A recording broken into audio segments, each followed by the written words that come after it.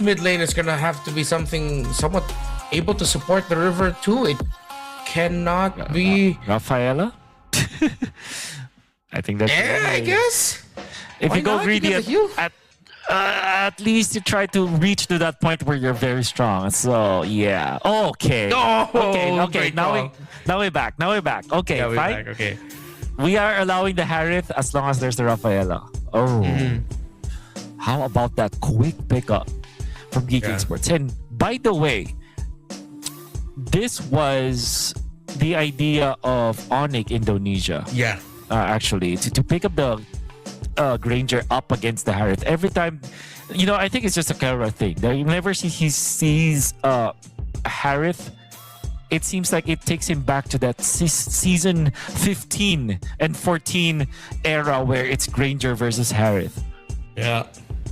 It's the go-to matchup. And it does work very well also paired up with Marcel. So despite us having already precedence for how dangerous lineups with Rafaela could be, and here it makes sense. They still have the magic damage to cover alongside the Rafaela not really having the magic damage early on, although come to the late game it will have it. Still, you're up against a tried and tested combo. Vexana, Marcel, and Granger, as already proven by Onyx and Aurora, are a devastating combination to go up against at any point of the game. Let's see how it plays out in this game number 2. GK.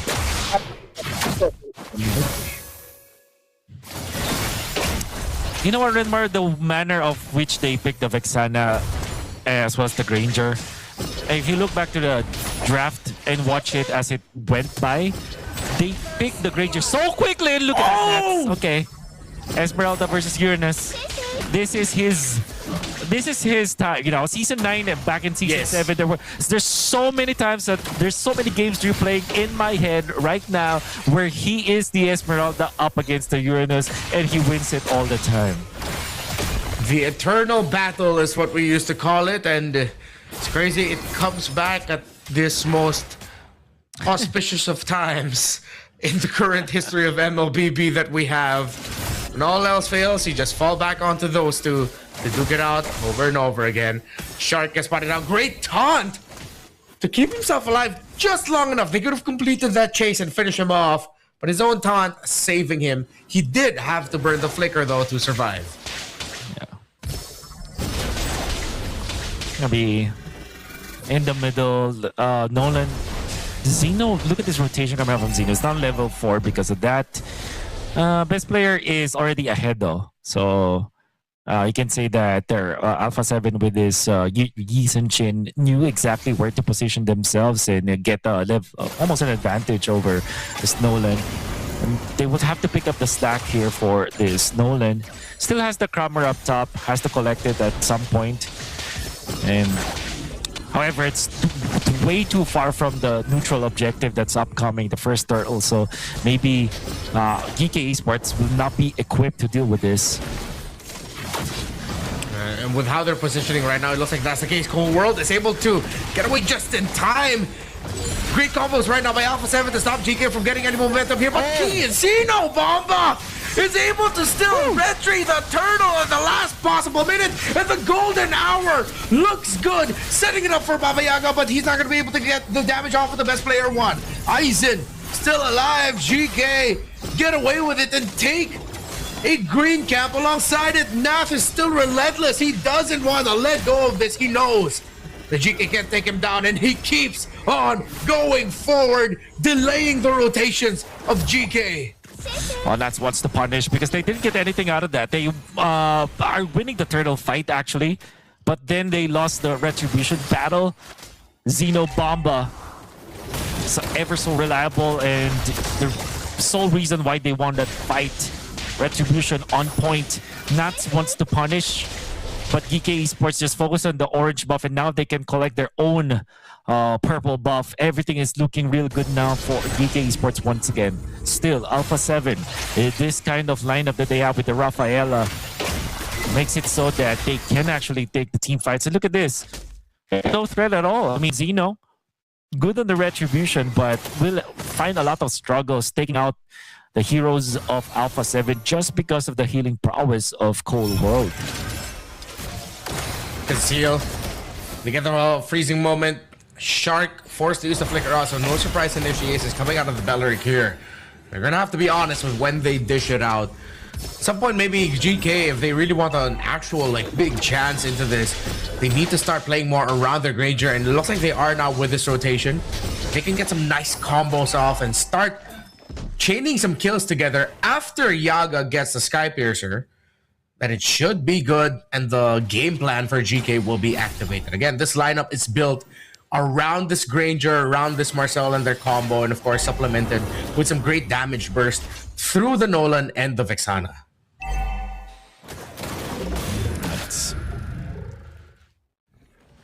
Okay, we're looking at some adjustments here, like the conceal play that they want to really force out Koanok, and that's a flicker committed by the Vexana. Although for exchange, Eternal Guard for Shark, the backline that's going to be Aizen has to flicker out because the Zaman Force was activated.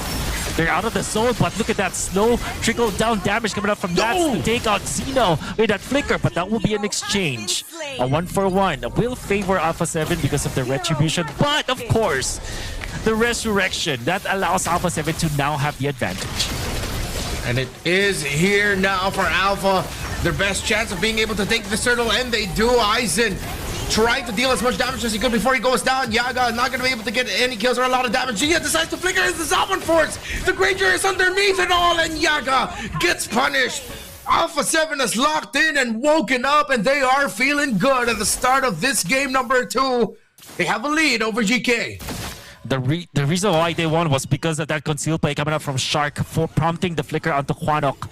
And the golden hour that, in theory, could be good because it isolated the members of Alpha7. They want to go for one quick elimination, but it wasn't enough because, again, Cold World, as long as he does not get caught into the golden hour, it's going to be okay. And even then, there's really not much that the Geekay Esports are finding.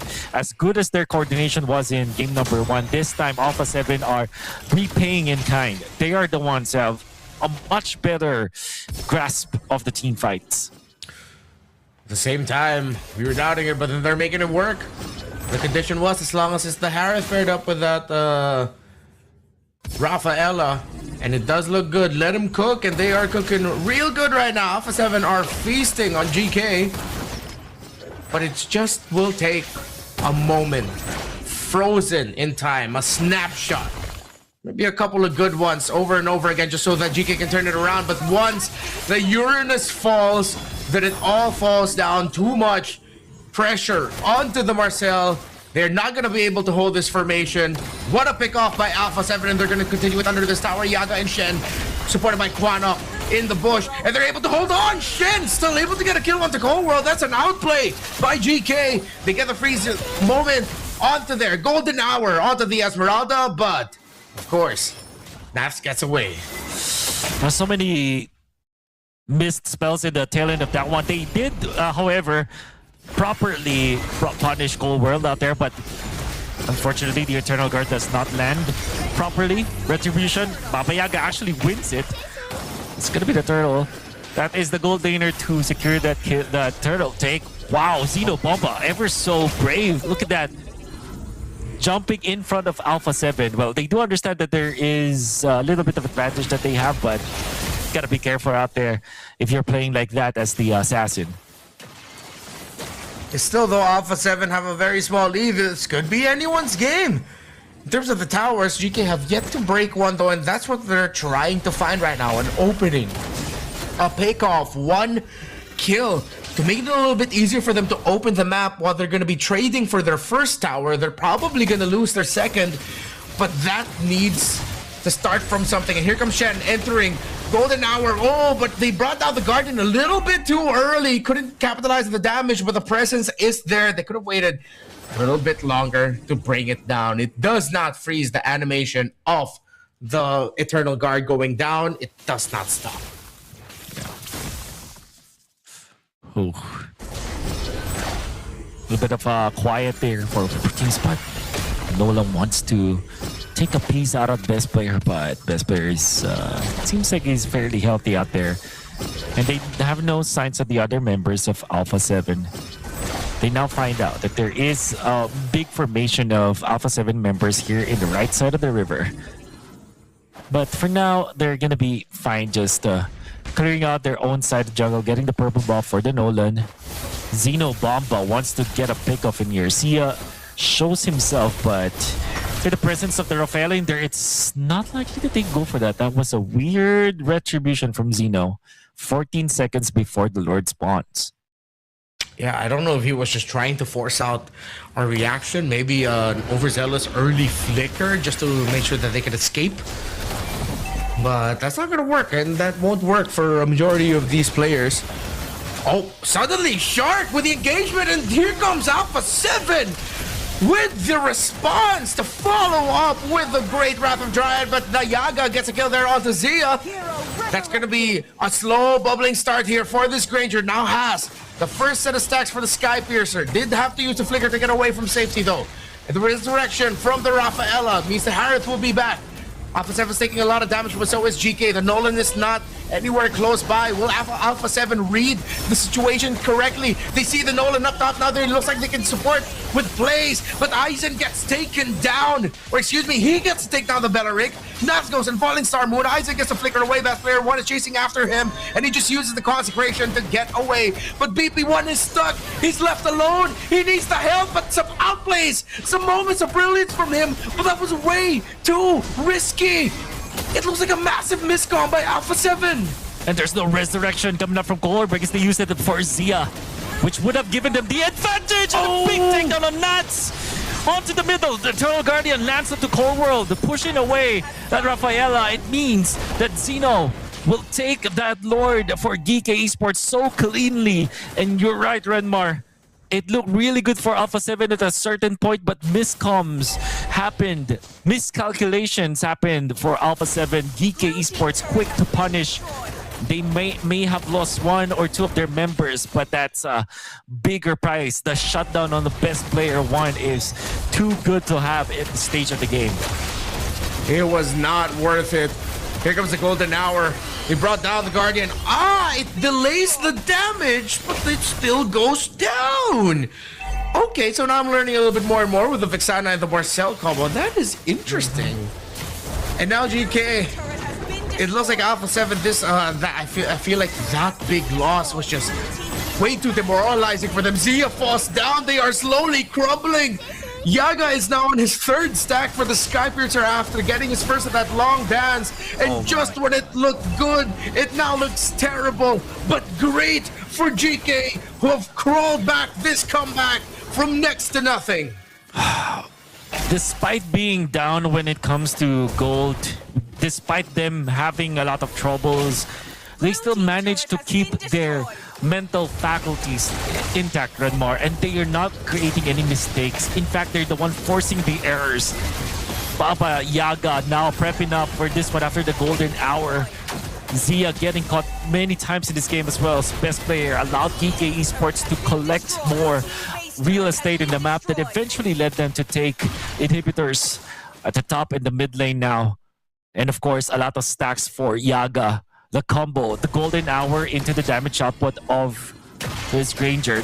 No target could be better. When they took out Zia in that combination, that actually gave so much of a momentum boost for Geekay Esports. And despite Zia being resurrected, Alpha7 still managed to find and make an important error that made Geekay Esports crawl back to this game. They were up 2K in gold. Oh wait, before I complete that thought, golden hour, perfect god entry and engaged by Shen on this Marcel. That was a hidden snapshot, a candid photo, perfectly taken, and Nafs was not ready for it. He walked right into the bait play of GK, and despite not having taken any turrets, despite 2K down, only just what, 4 or 5 minutes ago? Maybe even shorter than that. GK have turned this around into utter domination. Best player gets taken out. Yaga gets his 7th stack. And Alpha7 will be frustrated with themselves with how they lost this, as GK crawled back, clapped back, and have devastated Alpha7 into a sweep. The team with a better coordination wins today. And that's testament on how good Geekay was when it comes to their chemistry, when it comes to how they're executing the team fights, especially in important moments. They trump Alpha7 in that field of play. For Alpha7,